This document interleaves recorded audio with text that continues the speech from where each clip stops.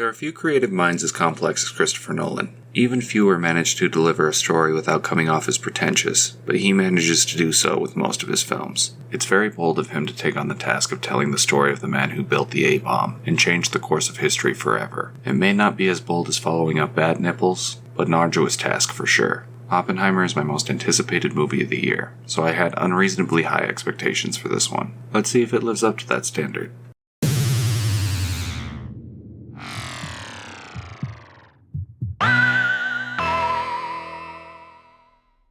Oppenheimer follows the story of the man himself. Audiences will see the events leading up to, during, and post-Manhattan Project.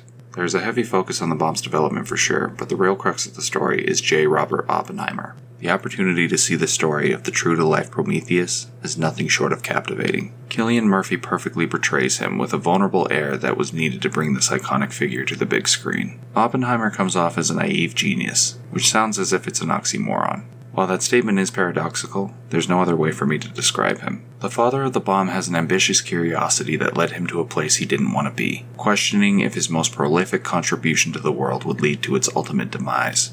The characters around him have their agendas in mind as well, pushing him further to this dark place. Still, he doesn't seem to pay it any attention, with almost a willful ignorance.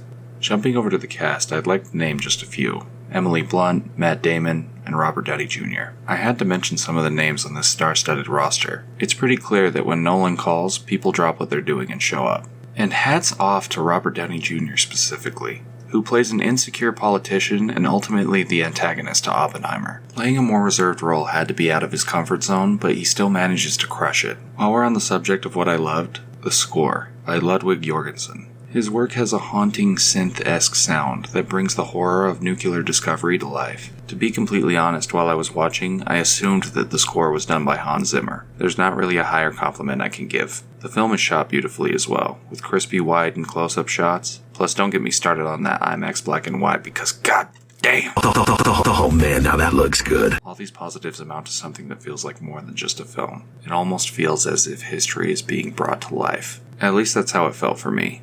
I felt like I was there. Why am I here? Is there anything I didn't like in the movie? No, I'm still here, I'm just thinking. If I had to nitpick, I did feel like the editing was a bit jarring at the start. That being said though, this 3-hour movie moves like it's 2, so it's not really a justifiable complaint. Can't really say it's all bad, can I? I wouldn't have thought so either, but here we are. Listen, the bottom line is this. When I walked out of the movie theater, I felt like I just watched Nolan's best movie since Inception. With that being one of my favorite movies of all time, there isn't much higher praise I can give. In closing, go see Oppenheimer, and thank you for watching.